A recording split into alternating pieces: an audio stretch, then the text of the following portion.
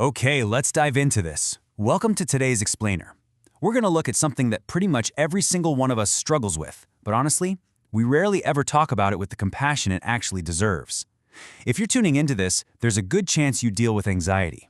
You might even feel like you're constantly fighting this exhausting, losing battle against your own mind. Well, right out of the gate, I want you to know this is a completely safe space. Today, we're going to act like detectives in our own minds. We'll be using the tools of cognitive behavioral therapy to understand exactly why we hold ourselves back. And we're going to look objectively at what your brain is doing, with absolutely zero judgment. Look at this super familiar promise. Tomorrow, I'll finally start. Man, how many times have we all said that to ourselves? It's such a painful, exhausting cycle, isn't it?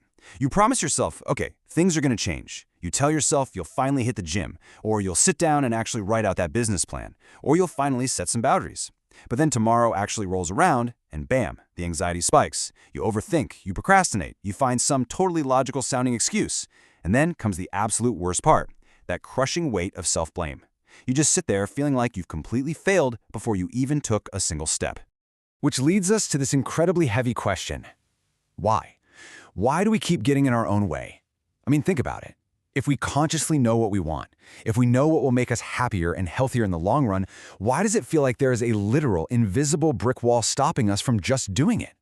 When that anxiety flares up, it is just so easy to turn inward and completely attack our own character. I want to pause right here for a second, because this is the word so many of us use as a weapon against ourselves. When we fail to act, when we're completely paralyzed by overthinking, our inner critic just screams that we're lazy. We internalize this deep, heavy shame, and we actually start believing that we just lack the willpower that everyone else miraculously seems to have. Or even worse, we tell ourselves we're weak. Listen, if you feel this way, I really want to deeply reassure you. These feelings of weakness and inadequacy, they are completely 100% normal for anyone experiencing high anxiety. But clinically speaking, they are absolutely incorrect. Seriously, you are not weak, and you are definitely not lazy. Here is the massive cognitive reframe that I want you to internalize today. Your brain secretly resists change to protect you. We really need to completely flip the script on this narrative right now. Your procrastination, your avoidance, actually scratch that. Let's call it what it is. It's not a personal failure at all. It is a deep-rooted, highly evolved psychological mechanism. Believe it or not, your brain is actually desperately trying to help you. It's just doing it in a very misguided, heavily outdated way. And this brilliantly illustrates exactly why that happens. I want you to imagine living, say, 30,000 years ago.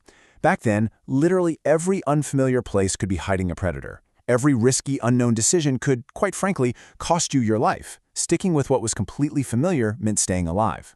Now, fast forward to today. Our physical world has drastically changed, but our brains, they haven't really upgraded their operating system. So when you face public speaking or putting yourself out there to launch a business, your ancient brain completely misfires. It treats modern, emotional uncertainties as literal physical threats.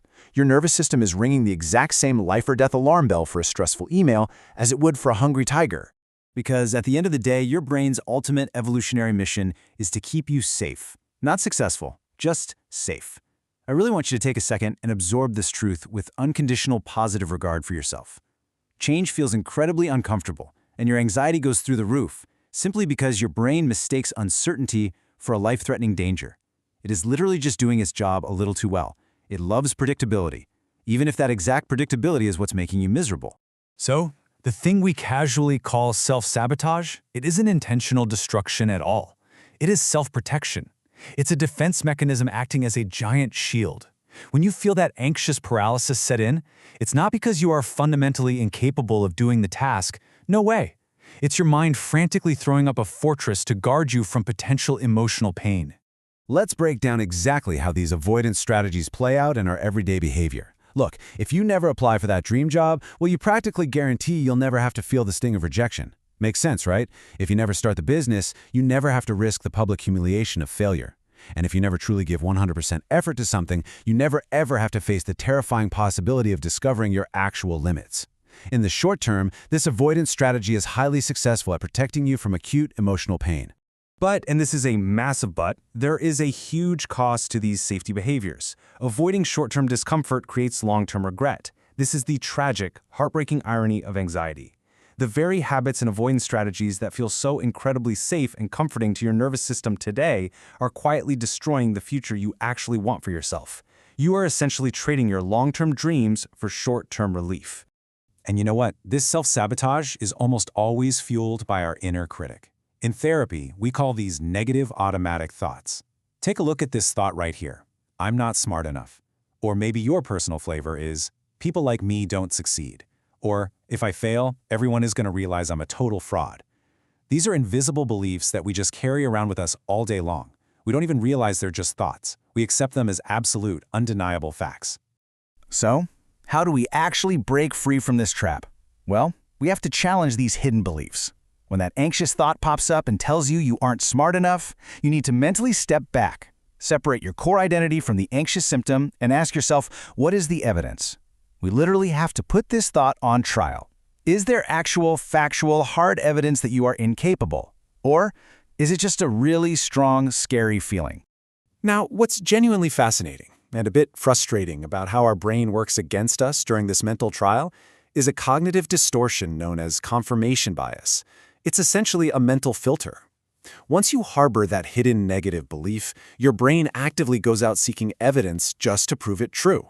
If you make one tiny mistake, your brain lights up and goes, aha, see? I told you you couldn't do it.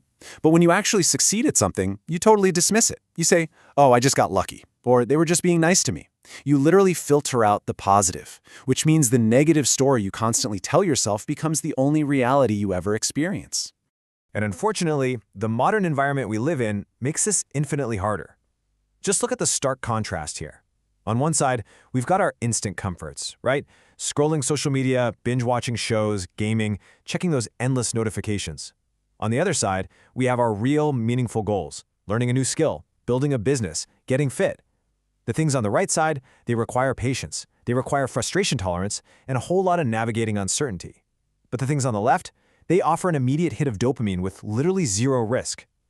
The modern world is perfectly designed to exacerbate our self-sabotage by offering us constant, easy escape routes from our anxiety. Let's see how this actually builds into our daily habits. Your brain naturally gravitates toward the instant gratification.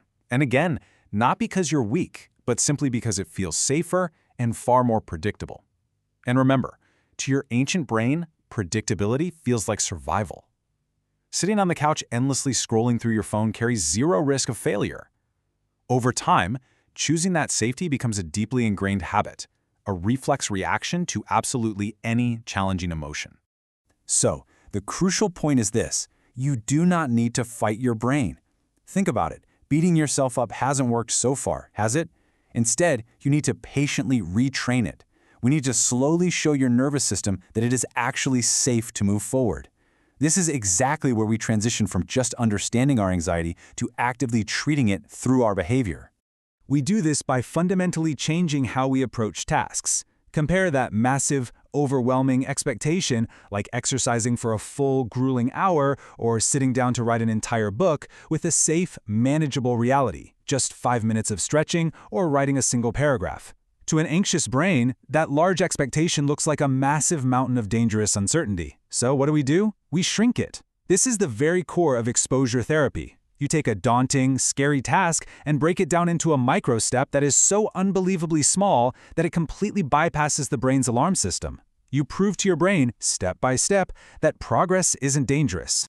Here is your actionable homework to take away from this explainer today. Number 1, start with those micro wins. Shrink the task down until the anxiety feels totally manageable. 2, notice that harsh inner voice. Stop accepting it as undeniable fact and demand to see the evidence. And 3, aim for progress, not perfection. Because honestly, perfectionism is often just fear wearing a really nice disguise. Every single time you take a small action, you send a powerful signal to your brain saying, hey, I did this and I survived. And slowly but surely, that fear shrinks.